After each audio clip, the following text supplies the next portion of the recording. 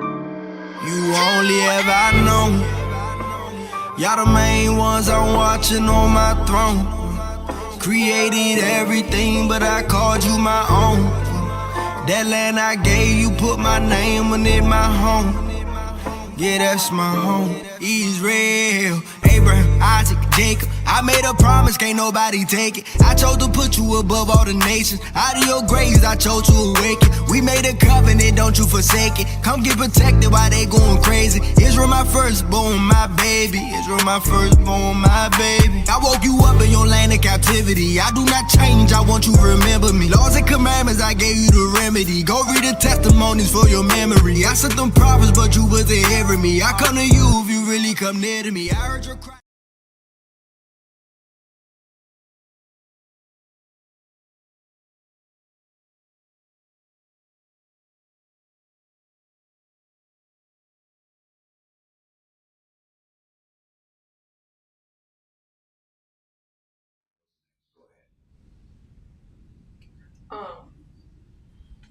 So that everywhere that they foot would tread would be established unto them to proclaim and walk in the future destiny of the land. Okay. Yes, sir.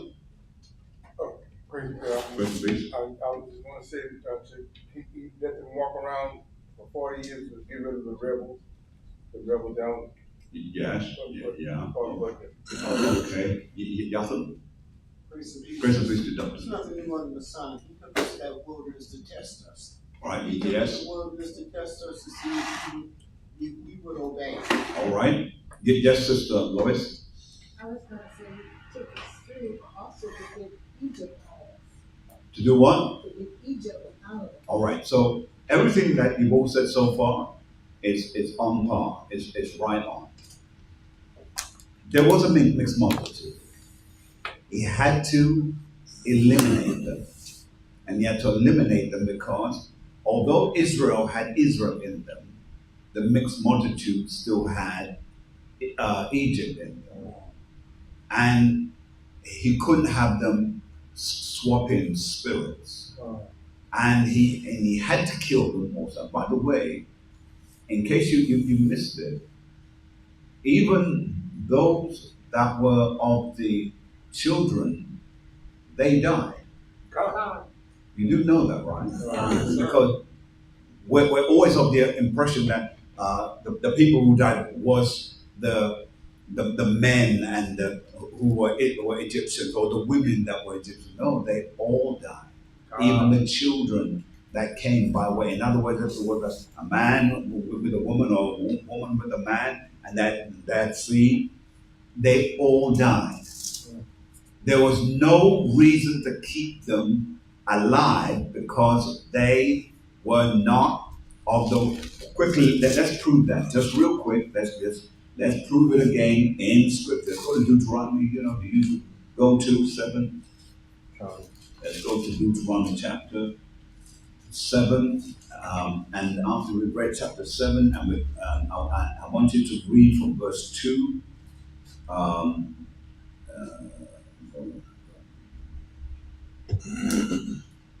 Yes.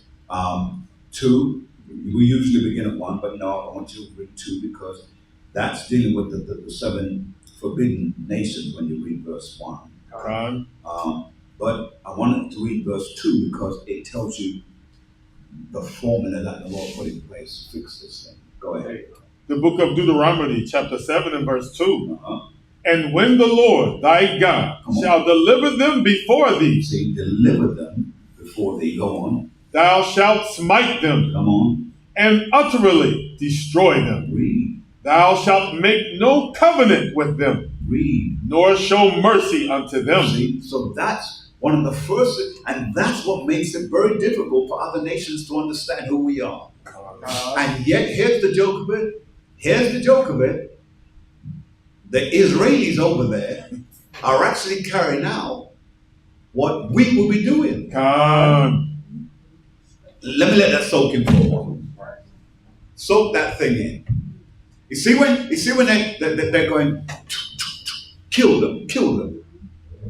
Believe it or not, that's what we will be doing. They said, "What? The Lord's going to have us?" Yes, because they're in our land. And you see, those falsified individuals, they're pretending to be us. That's right. And pretending, all right, hold your peace just for a moment. Still hold 7, and run to Psalms chapter 2. Yes. Let's quickly get there. Psalms chapter 2, and we're going to jump on it, if you please, from verse 7. Yes, sir. The book of Psalms, chapter 2 and verse 7. Mm-hmm. I will declare the decree. The Lord have said unto me, Read. Thou art my son. See, so he makes it clear who is his and who is not his. Read. This day have I begotten thee. See, he makes it clear again. To be begotten means first. That's right. If a man begots a son, it's his first. That's right. And so then it says, read. Ask of me, and I shall give thee the heathen for thine inheritance. See? He's going to give them to you. I know we've read this many a time, but you know how we start from the top and we read it. But sometimes the nuggets are right in the verses. And so then it goes on, recap. And the uttermost parts of the earth for thy possession. For that, we will have, listen, I was, do you know sometimes that they have the red spirit when you put on pause, it starts to flick across and show you different pictures. Right. You all have that on your screen, right? And sometimes it shows some deep wilderness sections, some mountain sections. And I look at that and myself, you know, I wouldn't mind having a cabin up in that place, right? Because that view looks so good, and the fresh air. In the kingdom, I think, Father, I'm going to put in my request now. I can get a piece where I can build a huge spread cabin and look out, walk up and down and see all of the rock faces, see the mountains and see the sky, because these are ours. Now watch this now. He says he said the earth for thy possession. Now usually we've run up to Psalms 18, but I don't want to go there. Now read 9. This is what they're doing over there now. Verse 9. Thou shalt break them. What? Thou shalt break them. Come on. With a rod of iron. Meaning, you'll do whatever's necessary to destroy them.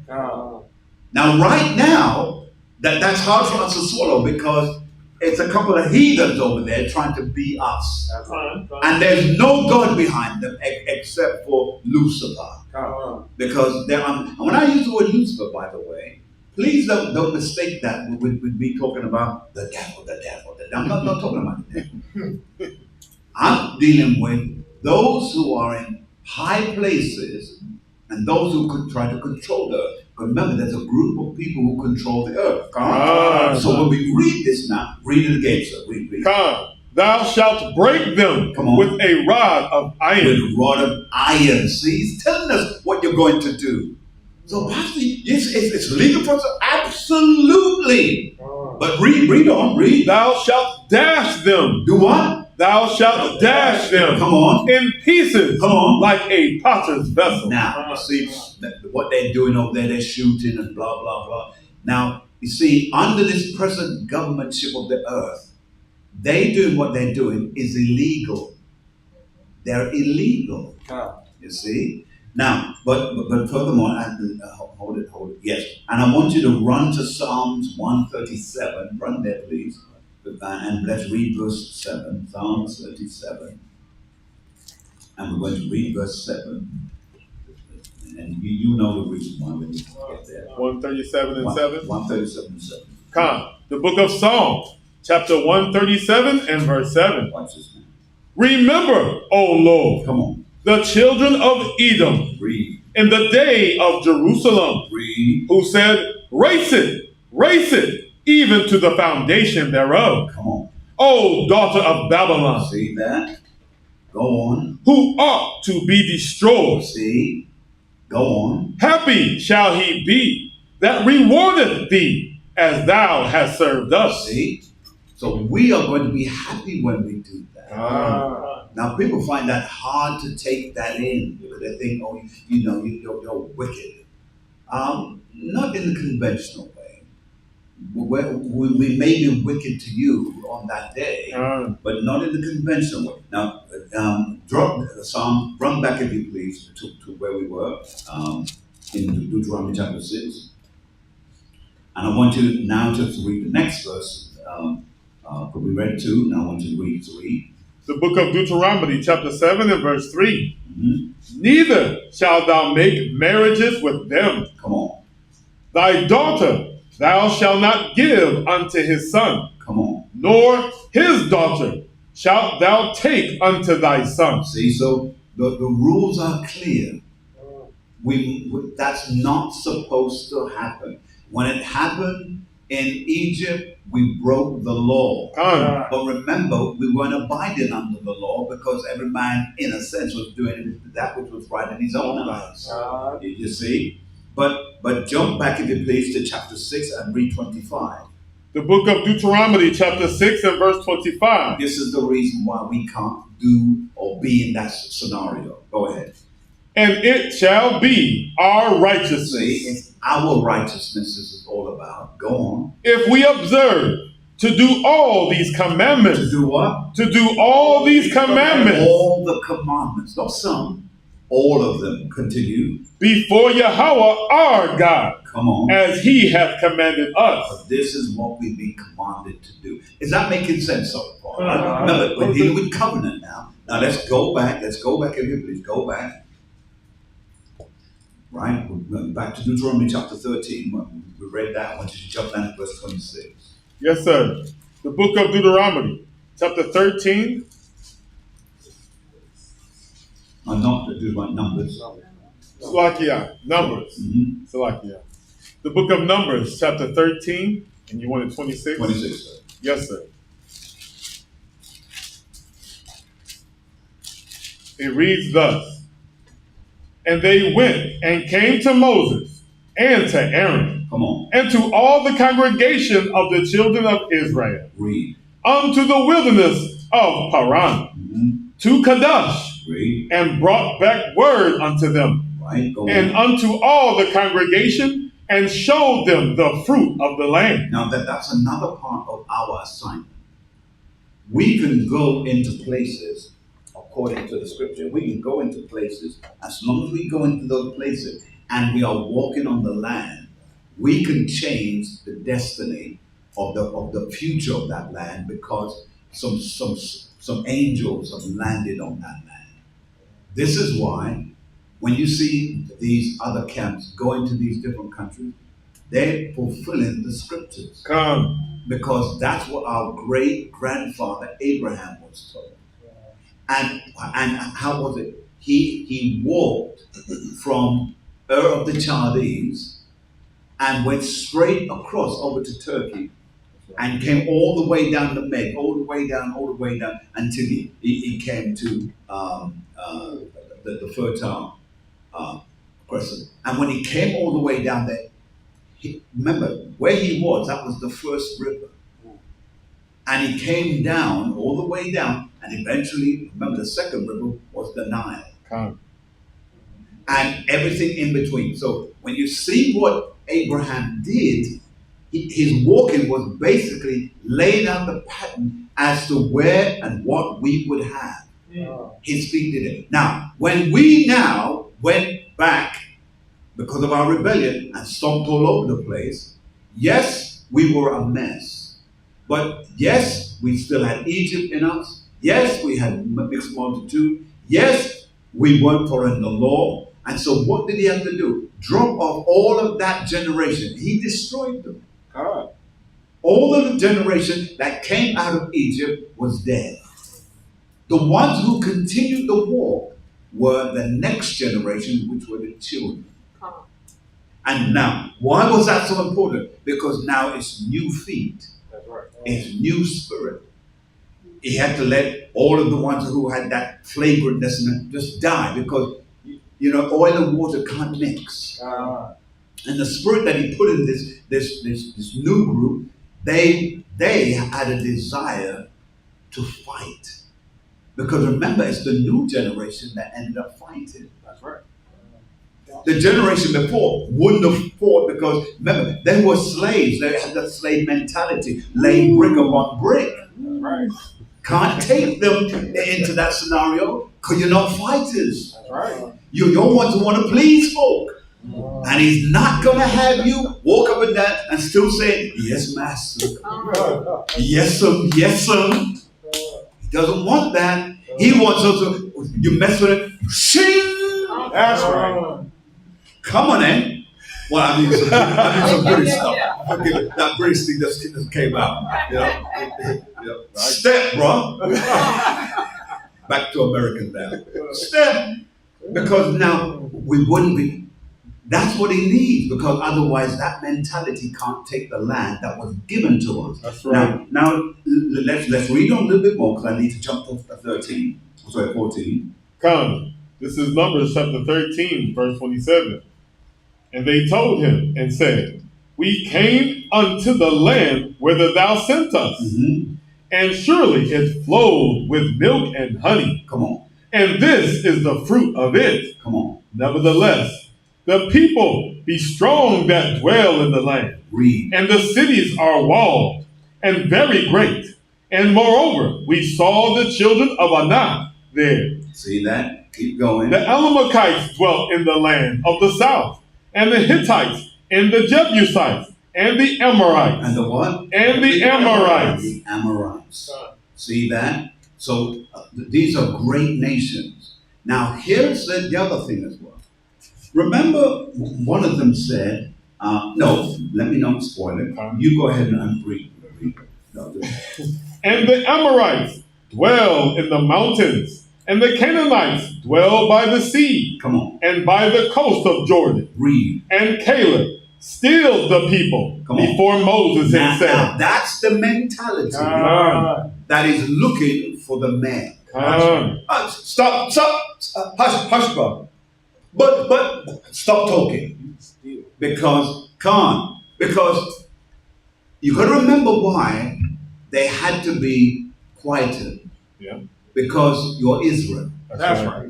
And what we, even to this very day, we still haven't yet grasped the concept, Father, is the fact that what we say has a habit of coming into fruition. What we do have a way of becoming something. Why do you think, brothers and sisters, out of all the inventions that were invented, isn't it amazing that nearly 100% of them, I mean, I'm talking about the ones that are relevant now, yes, sir, came from us? Didn't come from them, came from us. But they wouldn't let us patent them or anything like that. So the white man put his name on it. And he feels he's the something now. Now, here's the other thing. I want to show you something here. Now, when you look at, let me see. Do you remember your math that you do math? Yeah, I know. Your mathematics. Math. What do you call it? Math. Okay, so I was right. Yeah, you're right. So now, do you remember pi? Yeah. P-I, capital P, lowercase I, right? Pi. Do you remember the number related to that? 3.14. Say again? 3.14. Woo! That was like a storm. Now remember, they said that it was the Greeks who invented that. And well, the Egyptians had it, but we had a little something to do with that. By way of one of our tribes called Ishika. Because they understood what? The time. So they knew how to read things around them. That was one of the qualities of us. So, I mean, and if it's our brother Issachar, then it's us, right? That's right. And remember, there's a lot of things that we transferred to Egypt. That's right. That Egypt gets much praise for. And the truth is, Egypt was not, I'm sorry to say this because it's going to blow everybody up a little bit.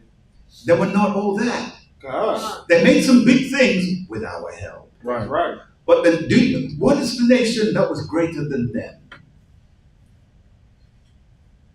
Yes, sir. The Samaritans. No, sir. They're greater than Egypt. Yes, sir. The Samaritans. No, sir. Babylon. No. Again, Babylon learned some things. When we had our round table on the Sabbath, we talked about it, did we not? Yeah, we talk. In the 7 captivities that we've been through, some of our problem was that we were our spirit is too fertile. Meaning, if they show us something, we're quick to embrace what they show us. But here's what we do: we show them and give them what was revealed to us by the Most High. They didn't have no way of knowing it. Most High revealed it to us, and we shared it with them. That's why when you check all of these nations, we were so impressed upon them that even when they did their markings and their letters, because remember there was no cursive writing yet because the Arabs had not yet brought that in. But we did what's called pictorial writing. It was done by pictures. Yes, indeed. And so with that, what was one of the main things that we did? We shared our information with these nations. They shared theirs. And every time we were captured, all of the nations received something. That's why when you look at the Babylonians, they were, when you look at the before and after, before us, they didn't wear fringes. After us, they wore fringes. And a beard. Right? And they wore full beards as well. You know, all the nations followed with the full beard. Because of how, and here's the color that they jumped on as well, blue. That's why when you read through the scriptures, and you hear one of the writers talk about the fact that when the soldiers marched forward and they had on their blue elegant, and then they look like something from heaven. And that's me embellishing a little bit. But that's what the scriptures say about that. So what's my point? That the nations took from us and we gave to them. That's right. With all of the nations, the major nations who had us in captivity. Are you with me with that?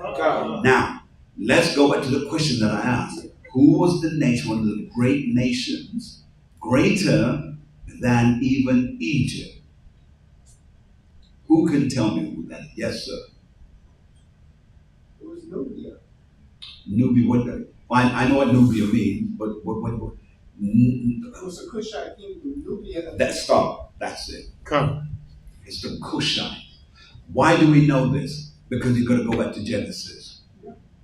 And it's right. Let's go. It says it right there. Let's go. Let's go.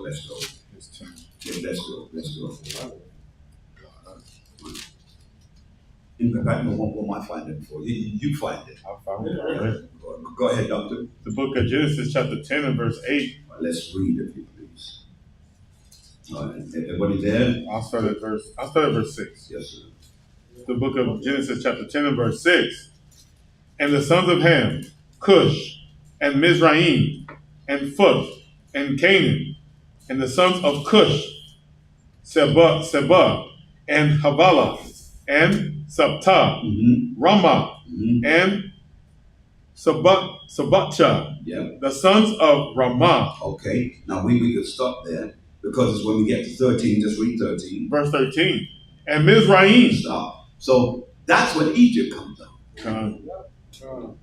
You see where I'm going with this? So when we believe that it is Egypt and Mizraim is Egypt. Well, Pastor, I got a question. I was taking it. Well, I think your question is because you want to put yourself right. No, it's not that. I'm just trying to Oh, see. let's see what you got. No, why I asked that because when you look at Cush, Well, no, I got it. They're different. They're not the same. They ain't the same. They're different. Okay, I understand. They're different. All right, but One's Mizraim, one's Cush. Yeah, one is Right. Ham and, Yeah, right. So there you go. I got it. all right, good. So when you look at Cush, going all the way back, and read 6 again, sir. Yes, sir. Genesis chapter 10, verse 6. Uh-huh. The sons of Ham, Cush, and Mizraim, Come on, and Phut, and Canaan. come on. The sons of Cush, Seba, and Havilah, Mm-hmm. and Sabta, and Ramah. All right, so we can stop there. Now, jump down to verse 10. Verse 10. Listen to what it says. And the beginning of his kingdom Come on, was Babel come on. and Erech. And by the way, that word Babel, and you see it says, and what? And Erech. That's where we get Iraq from. Khan. Or Iraq, as they say today. Con. Quickly put that in it, if you please. Right? Now, you see all the answers are right in front of us. But because the white man's been teaching us the scriptures, we haven't been properly pulling things where we should be pulling things. Con. Because this book is designed for us to teach us, not for them to teach us. That's right. Does that make sense to everyone so far? Con. All right. So it's very important now, when you notice here now, it says, and the beginning That's right. of his kingdom was Ba'ala. All right? I'm just fancying up a little bit with some Arabic. See, when you look at that, that's where it comes from. Khan. Khan. And then if you jump down to verse 11, read. Verse 11. Out of that land went forth Ashur and builded Nineveh. There we go again. Khan. Now you're seeing the nations ahead of Mizraim. Now these were great nations. Now remember, you can't build anything if you don't set an example before. If you see great walls and see a structure that just looks like it's gone up into heaven, which when you look at Nineveh, how Nineveh was designed. That's right. It was a city, but they said that in order for you to get through, it's going to take you 3 days. Imagine spending 3 days trying to chariot yourself out of a city. Are we out now? 2 more days. It's an incredible city. But remember, we have been indoctrinated by Esau to believe that Egypt is the cradle of all things. Right. And it isn't. And that's all I'm trying to share with you. It isn't. There were greater nations before, but they have not been given the publicity and the write-up that Egypt had. And why is Egypt receiving it? It's because of a white group of people who went in and conquered it, and they then called themselves the Greeks. Now knowledge comes from us. It did. It came from our people. That's it right. was copper-colored people who set the earth on fire with knowledge. That's right. Makes sense to one so far? Yes, sir. And so, watch this now.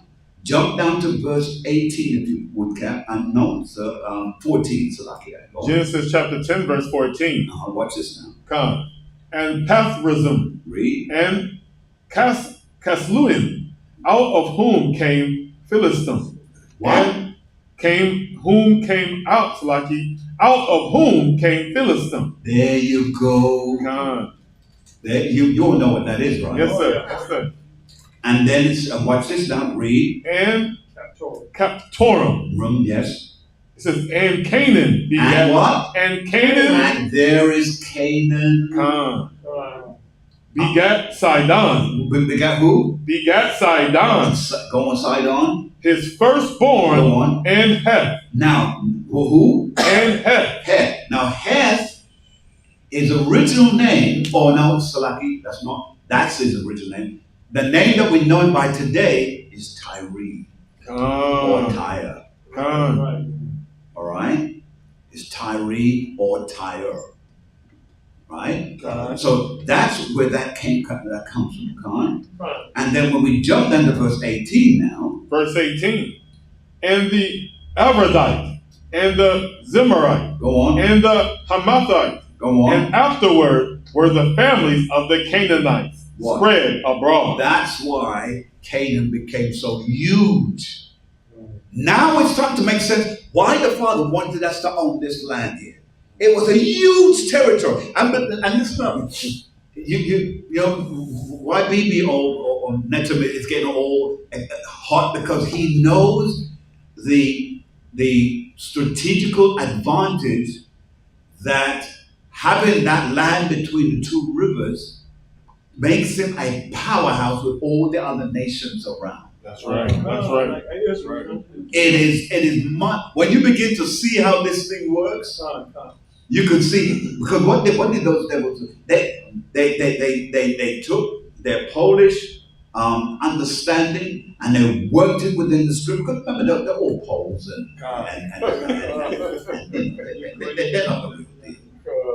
and they studied it and they said, if we could get that contract, if we can get that land, then we can slowly begin to infiltrate and take over. That's right. Because it put us in a strong position to rule the earth. That's right. This land that the Father has bequeathed to us, it's a ruling point. That's right. And those Ashkenazis, they know it. Yes, they know it. And they want to try and kill everything inside so that they can clean it up and make it theirs and rule. This is everything that they need, everywhere they need to get from that point there. All in Europe, going to Southeast Asia, it's all right there. That's right.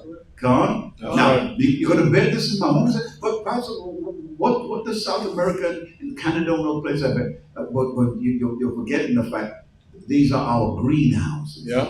These are the places where our minerals, where our food, all the things that's going to be provided for. Because, man, listen, if you're going to feed a whole earth, what do you need? You need a country that's dedicated for just growth. That's it. That's it. Still have the Lord with the Lord. Because what are you going to do? Are you going to live in a land that then you could have a farmer over there when people could be living there? That's what they do in America. That's right. You see, they have farms everywhere where people could be living.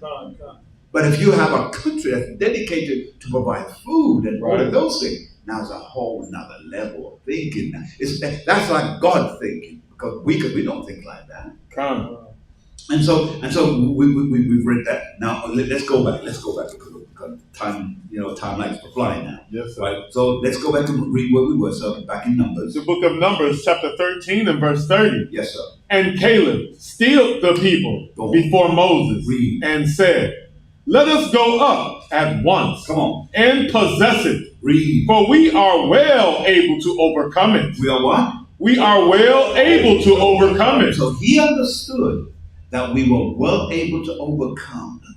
Continue, sir. But the men that went up with him said, "We be not able to go up against the people. Read. For they are stronger than we." They are what? They are stronger than we. Now, what do you see in that? I know that you all see it, and you have seen it. Yes. You say, "Well, Pastor Terrence must come with that we have." I know you have, because I know that you've read it.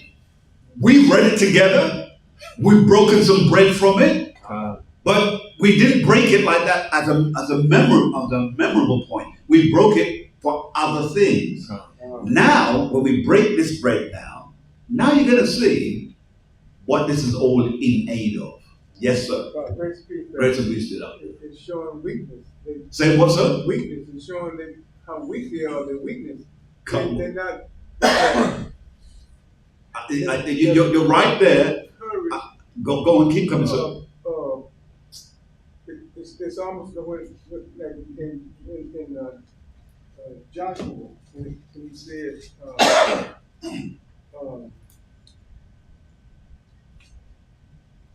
in Joshua 1:7. Yes. Yes, Yes, I know exactly what it said. Be strong. Good courage. Good. Yeah, that's what you call a good saying. You saved it right there. Well done. You see, that's why it's good to back up what you say with scripture. Yes, yes. Yes. The same situation with our fathers coming out of Egypt. Yes. We were slaves. We weren't ready for war. Correct. And the situation is the same here. Come. We're not ready for war. Come. But he says he would do something supernatural to get us ready for war. Say that again. That he would do something. There would have to be something because he would supernaturally strengthen us when we fought in the land of Canaan. Good. And he's going to super strengthen us now because that's in Jeremiah 51, 20, 20. And enjoy.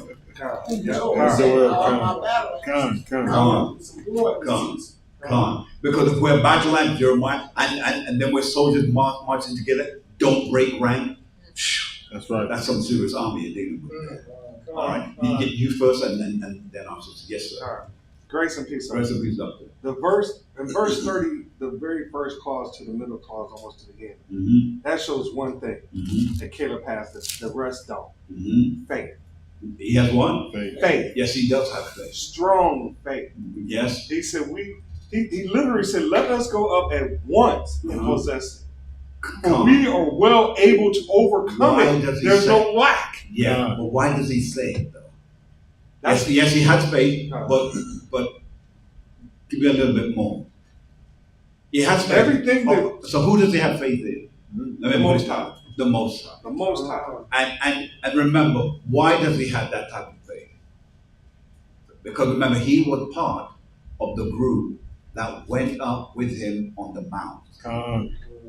They saw, remember, there is down here the children of Israel. That's right. There's up here the elders are with him.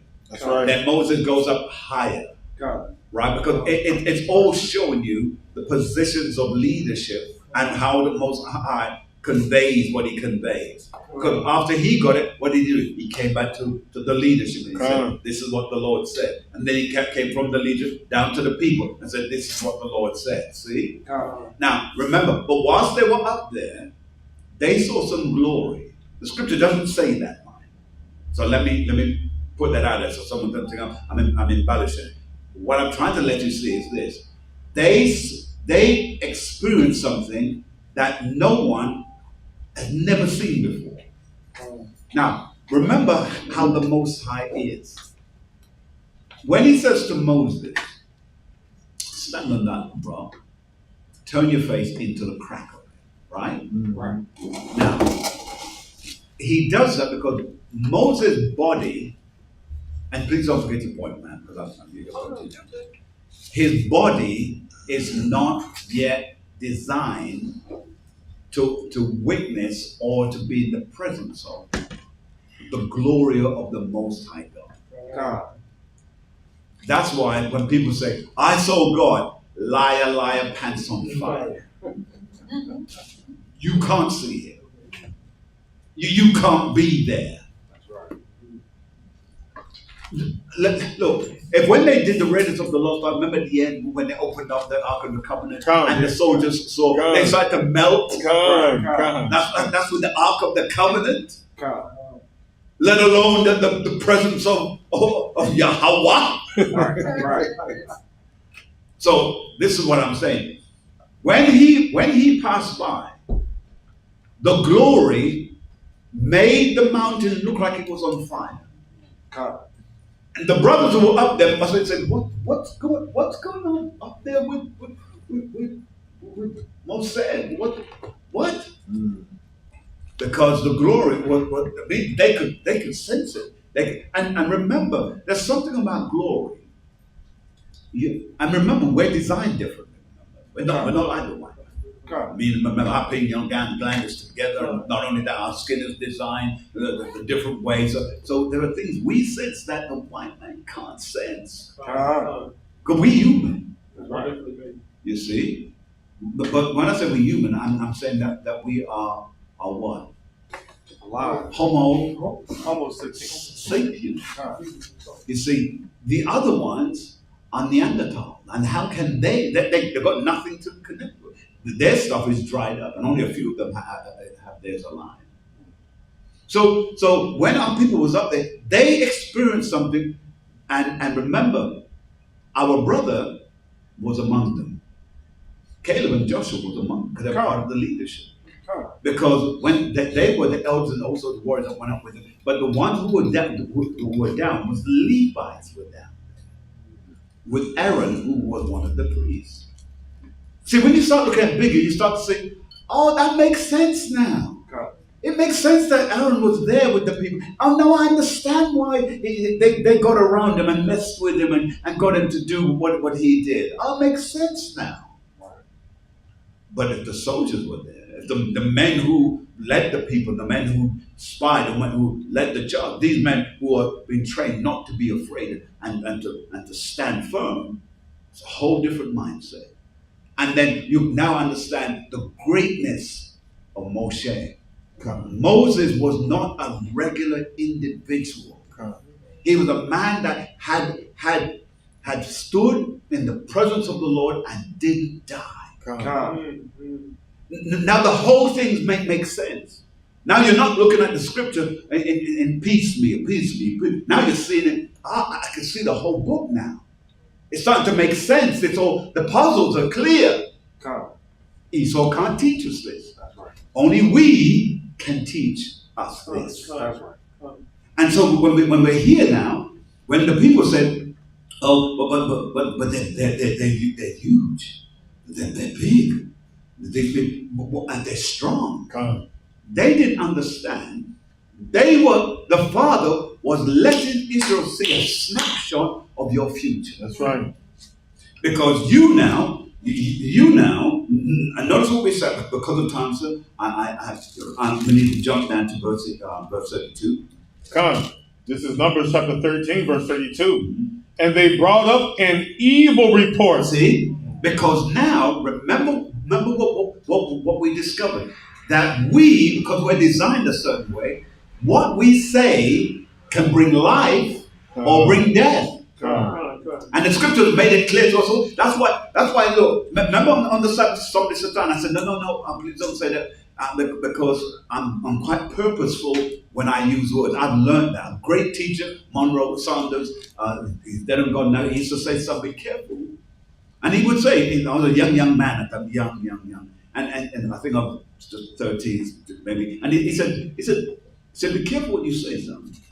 Because the Lord is going to use you to teach. And what you say is going to affect lives if you say the wrong thing. Your words are a weapon, or your words can be life. And I never forgot that. That's why I never use words like, I hate you. I could never say that to my wife. You see what I'm saying? Right. I can't stand you. I won't say that. Because I recognize that life, or the scripture puts it this way, death and life is in the power of the tongue. And they that eat the fruit of it. So I'm mindful of what I say. I'd rather say, you're great. Even if she's not being great at the time. That's the laugh. See, this is experience speaking.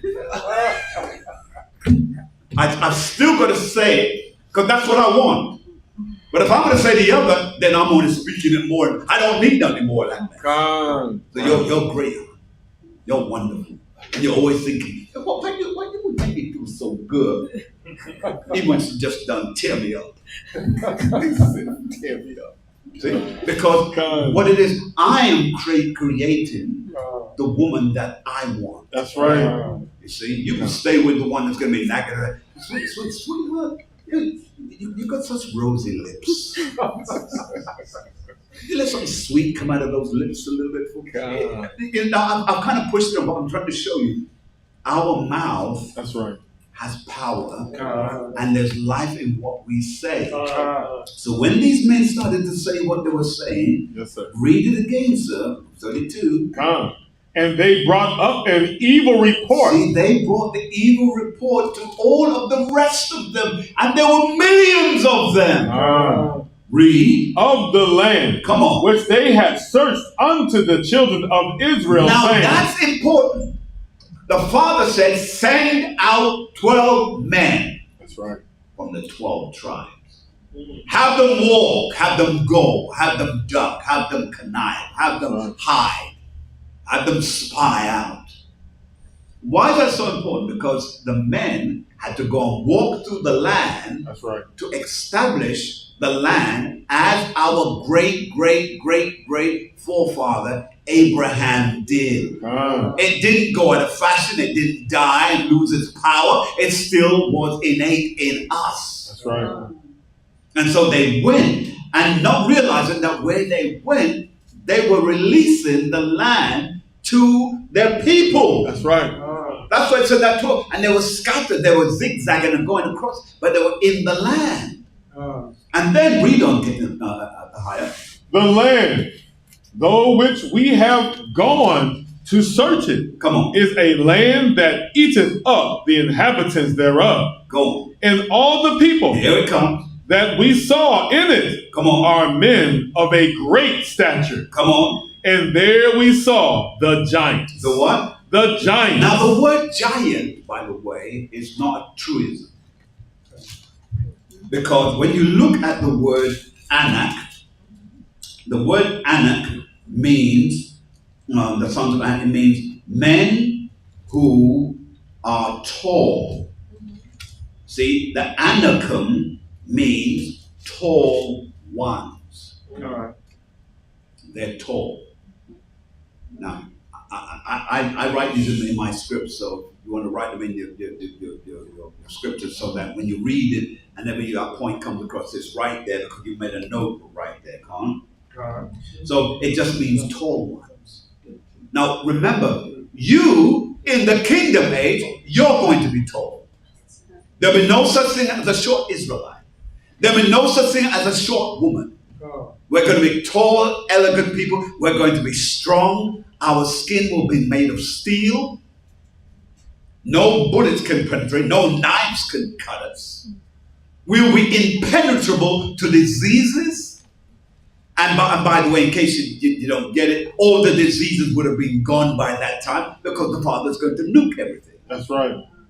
And once he nukes the air, whatever microbes that exist in the atmosphere will be destroyed.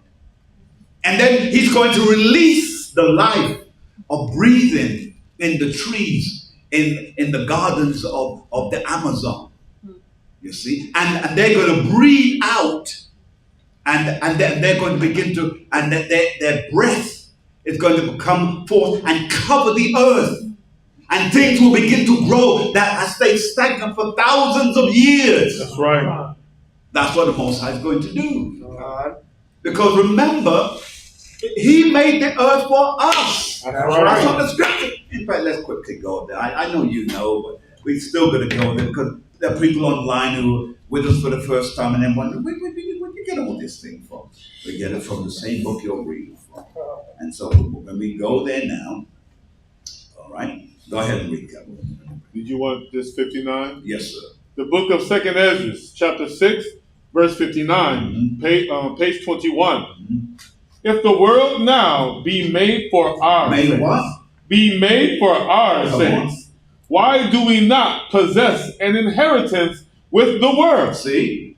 Go on. How long shall this endure? See, even the scriptures say, how long this is messing with us.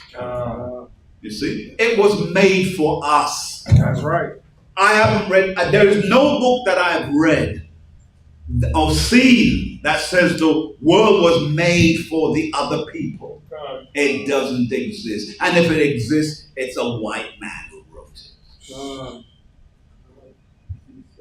Because our book has been inspired by the inspiration, the inspirit of the Spirit of God on his people.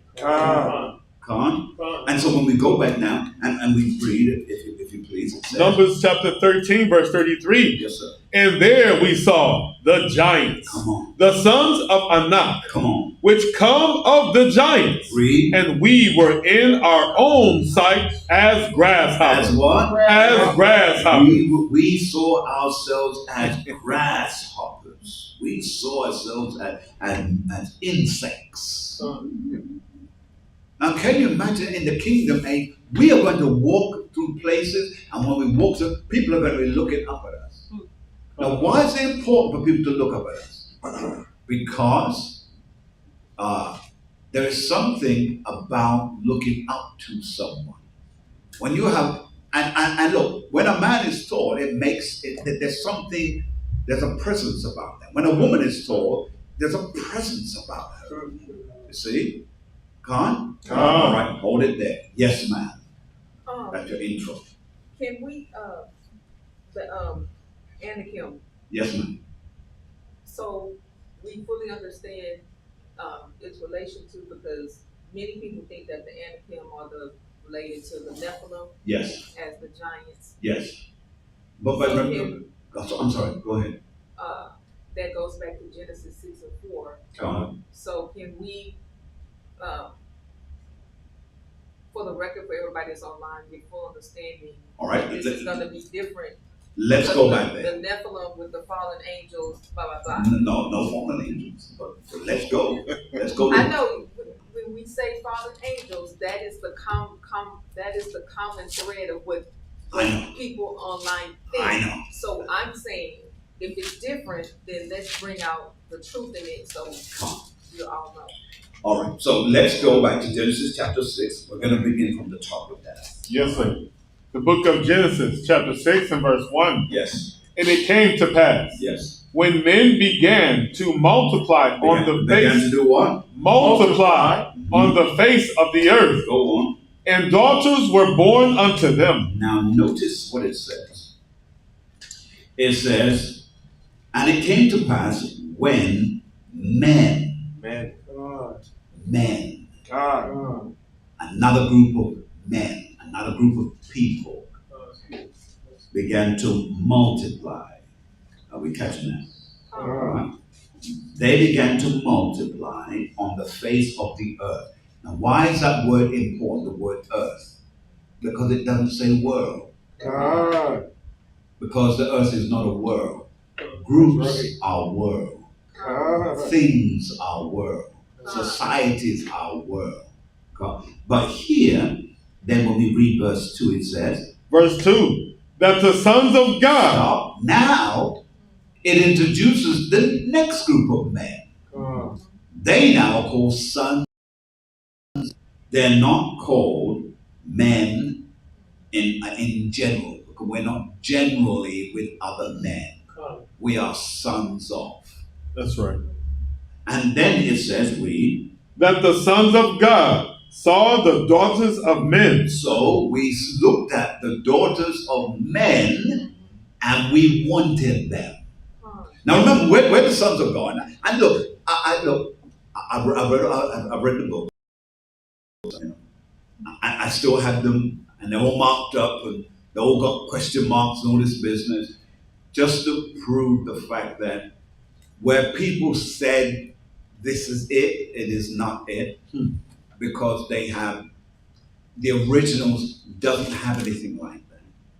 This was, and the only reason why I struggle to teach things based upon groups of others is because the groups of others, they don't expect to go to the kingdom. But they do expect to make a lot of money here so they can live good now in this kingdom. But we want to have long life and longevity in the kingdom. And so when we read this now, it said it took them wives of wives of all which they chose. So they chose every bit of them. Our people did. The Adamites did. And then it says, read. And the Lord said, my spirit shall not always strive shall not always strive with man. All right. Hold that for a moment. Run with me to Romans chapter 9 and verse 22. I believe it is verse 22. I believe it's verse 22. I believe it. Yeah. Yes, sir. The book of Romans, chapter 9, verse 22. What if God, willing to show his wrath and to make his power known, endured with much long suffering the vessels of wrath, fitted to destruction. Read. and that he might make known the riches of his glory Come on. on the vessels of mercy. Vessels of mercy. Now, when he uses the word vessels, he's talking about bodies. Read on. Which he had afore prepared unto glory. Unto glory. You see? Now, I have to leave it there, but that's your catch now. What we just read, right? So let's run back to it now. Let's run back. Read 3 again, sir. Genesis chapter 6, verse 3. Mm-hmm. And the Lord said, my spirit shall not always strive with man. Come on. For that he also is flesh. Read. Yet his days shall be 120 years. Now, when it mentions the years, that is an estate. Let's go to Jude real quick. Let's go to Jude. Yes, sir. Let's go to Jude and let's see what Jude has for us. Mm-hmm. All right. Now, in Jude, we're going to read where it's, which is verse 6. Now, when we read this is where people get it twisted. They think that this is about fallen angels. And remember, we know that we, as Israel, are called angels. We're called angels. We've proven that. That's right. You read it in Job, and you read it in Revelations. It says that we're called angels. Now, why is it that the writers have sneakily changed some things a little bit? Because they don't want it. What black people are called angels? Don't you know that if you look at the Russian archives, all the angels, by the way, that were painted there are black. If you look at, I have a book called The Annunciation, which is a book about the Russian archives. When you look at the Annunciations, in that particular book, it shows you that all of the Russians, or all of the Northeast Europeans knew that angels are black. None of them were white. But because of what's called the age of enlightenment, when the white man got his act together now, and he woke up out of his sleep, then he said, but we need to change this. We can't have black people being angels. We can't have black people being gods. We can't have black people being Elijah, Moses, Abraham. That's right. Good God, I mean, the world will come to an end.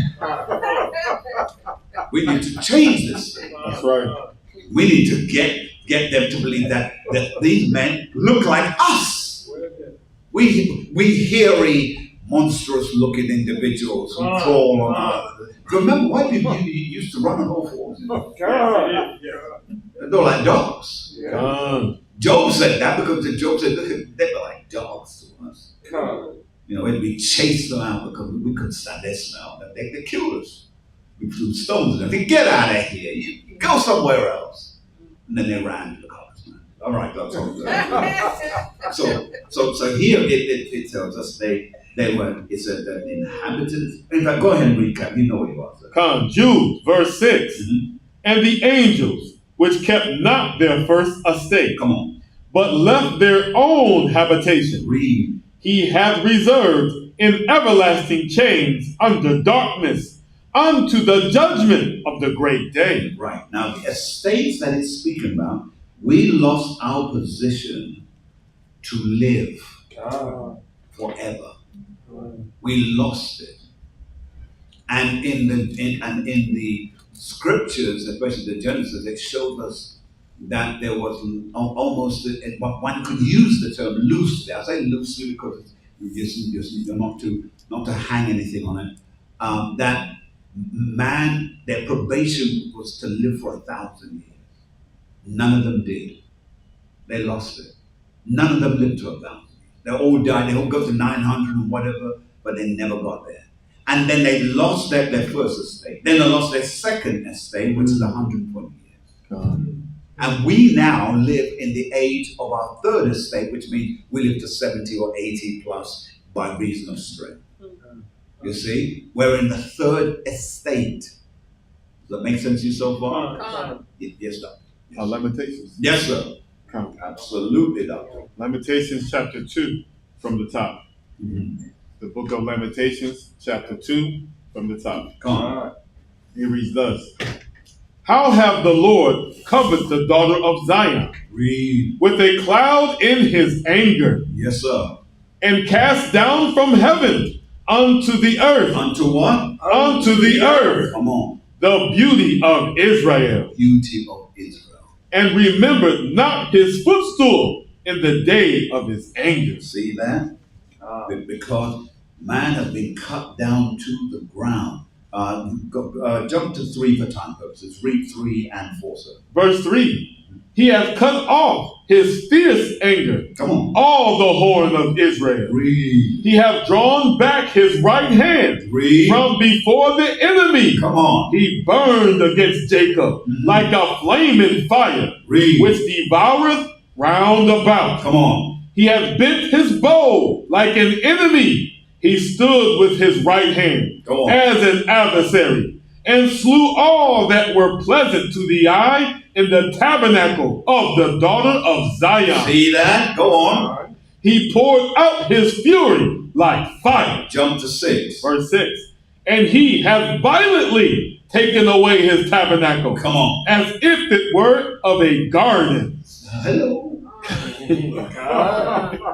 Read. He hath destroyed his places of assembly. Come on. Yahweh hath caused the solemn feasts and Sabbaths to be forgotten in Zion. See? Go on, sir. And have despised the indignation of his anger, the king and the priest. King and the priest. All right, so let me just go back. Let's go back to Genesis chapter 6, where we want us to go. Where were we? So what did we finish? Verse 3. We finished 3? Yes, sir. All right. Yes. So read 3 again. So read 3. Genesis chapter 6, verse 3. All right. And the Lord said, my spirit shall not always strive with man, Come on. for that he also is flesh. Read. Yet his days shall be 120 years. Because our estate had been fallen at that point. So that's where it went to 120. And then further down after the flood, it went down to 70 and 80 by reason of strength. Now, I want us to get to 4, because that's where I'm going to finish for this week on this. Let's go. Verse 4. There were giants in the earth in those days. Now, when it uses the term giants, again, it's speaking about tall men. Tall men. Not giants of 50 feet tall. No, that's not what it's primarily speaking about. Now, there's a whole nother study on giant trees, which at some point in the future we will get into, and I will even bring slides, not slides, but see, I'm aging myself. I'm going back to where you can see how it's now a mountain. You see, all these things once existed, because you could see the circle, the rings around in the mountain, which once belonged to the tree, but it has now become petrified. That's right. You see? Right. So we will go into that at some given point. Now let's go back. Let's just read this. Verse. And it said the giants. Come. Go ahead. There were giants in the earth in those days. Read. And also after that. And what? And also after that. That's why it's important that you don't miss that. It says you there are giants in those days and also after that, meaning after the flood. And so when we read on it says, when the sons of God. So notice, we still didn't lose our titles. That's right. We're still sons of God. Go on. Came in unto the daughters of men. Come on. And they bare children to them. The same became mighty men, which were of old men of renown. Of renown. See? And that goes back to, we can't, because I was about to go there. But that goes back in that regard. Now read verse 5 of it, please. Verse 5. And God saw that the wickedness of man was great in the earth, and that every imagination of the thoughts of his heart was only evil continually. Genesis chapter 8 and 21. I'm going to stop there. the book of Genesis, chapter 8 and verse 21.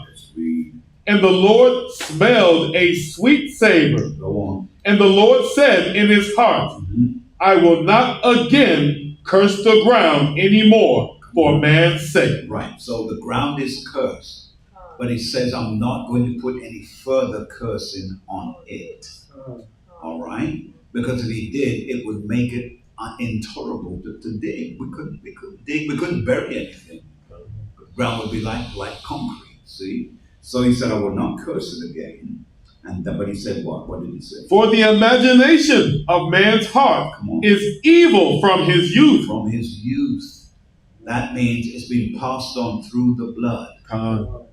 That's why when somebody has someone who's evil and you're evil, it came from your bloodline. Someone in your bloodline was evil and it might have skipped a couple of generations, but it wasn't dead. It's come to find you. And then it says, go on. Neither will I again smite any more everything living, as I have done. Meaning I'm not going to bring the whole earth under judgment. I'm just going to now bring the people who are amiss under judgment. And that's why we go through judgment as we are. We as Israel, we are still going through our judgment. You see? Heaven help those when their judgment comes, because it won't be able to do it. We give all praise to the Most High God for this day that He has made. We thank Him so much for this teaching. We pray that you like, share, and subscribe. Do give us a thumbs up. We hope that you will tune in over the weeks to come, because we're going to get deeper in this, because when we start dealing with our land, there's so much to do with that. And they think it's going to open up to them. It won't open up to them. Because that nation of people who are over there, they're not the key. We are the keys, you see. And the only way that's going to happen is when we set foot there and we walk on our land. That's right. We open it up, because they will remember, these people walked here many thousands of years ago. They went backwards and forward, and their great-great-grandfather did it also. The earth will remember us, All praises to the Most High God. We look forward to seeing you on next week. Do like and subscribe, as I mentioned earlier. And please, if you do need any intercessory prayer, do email us, and we will put your name forward. We will pray over you, etc. So if you wish to give an offering or a gift or to this ministry, you're more than welcome to do that. But we look forward to seeing you again. If not, next week, Wednesday, why don't you visit us on the Sabbath, this weekend? We look forward to seeing you then. On behalf of myself and the family here, we want to say to you, Barakatah Yahweh, Hashem HaMashiach Yahushua, say Hallelujah. Hallelujah.